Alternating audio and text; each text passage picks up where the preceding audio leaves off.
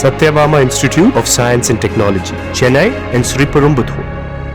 மலையாள இயக்குனர் Jude Antony Joseph இயக்கத்தில் சிவகார்த்திகேயனுக்கு வில்லனாக ஆர்யா நடிக்க உள்ளதாக தகவல் வெளியாகியுள்ளது.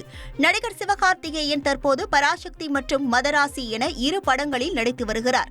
இந்த நிலையில் 2018 என்ற வெற்றி படத்தை இயக்கிய பிரபல மலையாள இயக்குனர் ஜூட் ஆண்டனி ஜோசப் இயக்கத்தில் சிவகார்த்திகேயன் நடிக்க உள்ளதாக கூறப்படுகிறது. மேலும் இந்த படத்தில் பிரபல முன்னணி ஹீரோவான ஆர்யா வில்லனாக நடிக்க இருப்பதாகவும் இந்த படத்தை AGS நிறுவனம் தயாரிக்க உள்ளதாகவும் தகவல்கள் வெளியாகியுள்ளன. நடிகை ராதிகா சரத்குமார் 2 மாதங்களில் தீராத வலியை அனுபவித்த தனக்கு அறுவை சிகிச்சை நடந்திருப்பதாகவும் இதற்கிடையே படப்பிடிப்புகளை முடிக்க உறுதுணையாக இருந்த தனது குடும்பத்தினருக்கு நன்றியையும் மகளிர் தின வாழ்த்துக்களையும் கூறியுள்ளார்.